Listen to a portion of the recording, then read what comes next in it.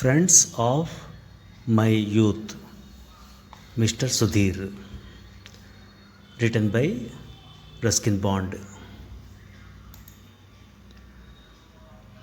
Friendship is all about doing things together. It may be climbing a mountain, fishing in a mountain stream, cycling along a country road, camping in a forest clearing, or simply traveling together and sharing the experiences that a new place can bring. On at least two of the counts, Sudhir qualified as a friend, albeit a troublesome one, given to involving me in his adolescent escapades. I met him in Dehra soon after my return from England. He turned up at my room saying he had heard I was a writer and did I have any comics to lend him? I don't write comics, I said, but there were some comics lying around left over from my own boyhood collection, so I gave these to the lanky youth who stood smiling in the doorway, and he thanked me and said he would bring them back. From my window, I saw him cycling off in the general direction of Dalanwala. He turned up again a few days later and dumped a large pile of new looking comics on my desk. Here are all the latest, he announced. You can keep them for me. I am not allowed to read comics at home. It was only weeks later that I learned that he was given to pilfering comics and magazines from the town's bookstores. In no time at all, I had become a receiver of stolen goods. My landlady had warned me against Sudhir, and so had one or two others. He had acquired a certain notoriety for having been expelled from his school. He had been in charge of the library, and before a consignment of newly acquired books could be registered and library stamped, he had sold them back to the bookshop from which they had originally been purchased. Very enterprising, but not to be countenanced in a very pakka public school. He was now studying in a municipal school, too poor to afford a library. Sudhir was an immoral scamp, all right, but I found it difficult to avoid him or to resist his undeniable and openly affectionate manner. He could make you laugh, and anyone who can do that is easily forgiven for a great many faults. One day, he produced a couple of white mice from his pockets and left them on my desk. You keep them for me, he said. I am not allowed to keep them at home. There were a great many things he was not allowed to keep at home. Anyway, the white mice were given a home in an old cupboard where my landlady kept unwanted dishes, pots, and pans, and they were quite happy there, being fed on bits of bread or chapati, until one day I heard shrieks from the storeroom, and charging into it found my dear stout landlady having hysterics as one of the white mice sought refuge under her blouse and the other ran frantically up and down her back. Sudhir had to find another home for the white mice. Most young men, boys, and quite a few girls used bicycles. There was a cycle hire shop across the road, and Sudhir persuaded me to hire cycles for both of us. We cycled out of town through the tea gardens and mustard fields and down a forest road until we discovered a small, shallow river where we bathed and wrestled on the sand. Although I was 3 or 4 years older than Sudhir, he was much the stronger, being about 6 foot tall and broad in the shoulders. His parents had come from Bhanu, a rough and ready district on the northwest frontier, as a result of the partition of the country. His father ran a small press situated behind the Sabji Mandi and brought out a weekly newspaper called the Frontier Times. We came to the stream quite often. It was Sudhir's way of playing truant from school without being detected in the bazaar or at the cinema.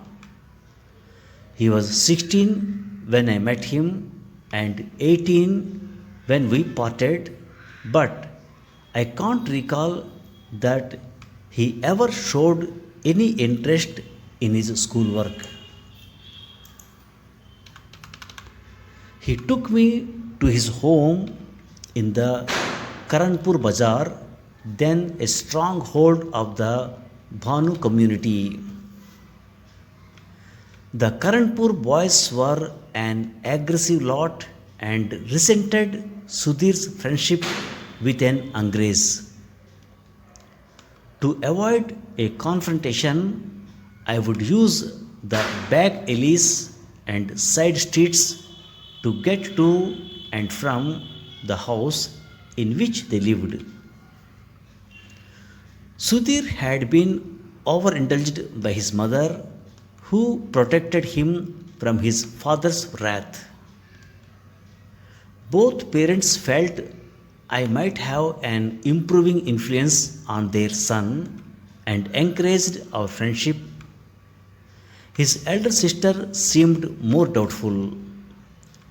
She felt he was incorrigible beyond redemption and that I was not much better, and she was probably right. The father invited me to his small press and asked me if I would like to work with him. I agreed to help with the newspaper for a couple of hours every morning. This involved proofreading and editing news agency reports. Uninspiring work, but useful. Meanwhile, Sudhir had got hold of a pet monkey and he carried it about in the basket attached to the handlebar of his bicycle. He used it to ingratiate himself with the girls. How sweet, how pretty, they would exclaim. And Sudhir would get the monkey to show them its tricks. On one occasion, the monkey made off with a girl's dupatta. A chase ensued and the dupatta retrieved, but the outcome of it all was that Sudhir was accosted by the girl's brothers and given a black eye and a bruised cheek. His father took the monkey away and returned it to the itinerant juggler who had sold it to the young man. Sudhir soon developed an insatiable need for money. He was not getting anything at home apart from what he pinched from his mother and sister, and his father urged me not to give the boy any money.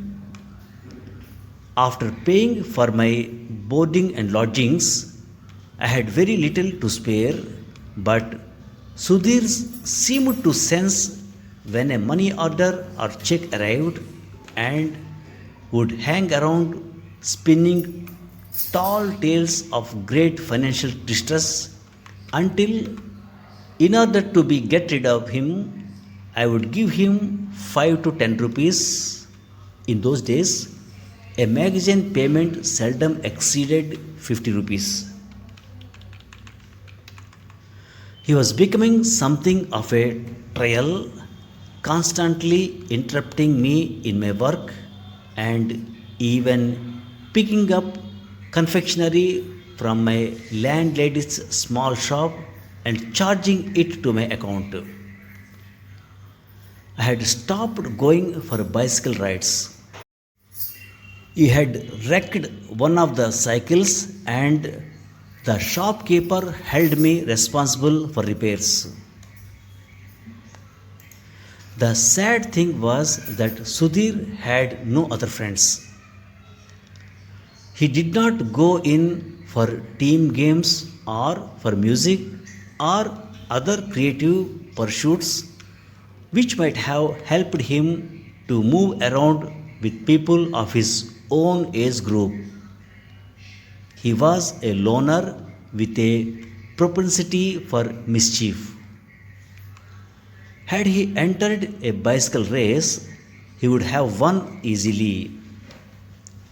Forever eluding a variety of pursuers, he was extremely fast on his bike. But we did not have cycle races in Dehra. And then, for a blessed 2 or 3 weeks, I saw nothing of my unpredictable friend.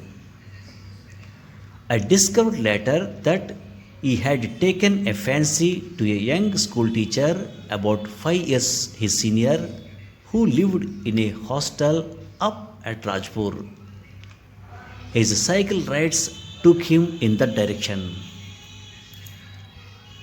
Hostel wardens, other students, and naturally Sudhir's parents were all in a stage of agitation. So I was not surprised when Sudhir turned up in my room to announce that he was on his way to Nahan to study at an inter college there. Nahan was a small hill town about 60 miles from Dehra. Sudhir was banished to the home of his mama, an uncle who was a sub inspector in the local police force. He had promised to see that Sudhir stayed out of trouble. Whether he succeeded or not, I could not tell, for a couple of months later, I gave up my room in Dehra and left for Delhi. I lost touch with Sudhir's family, and it was only several years later when I bumped into an old acquaintance that I was given news of my erstwhile friend. He had apparently done quite well for himself.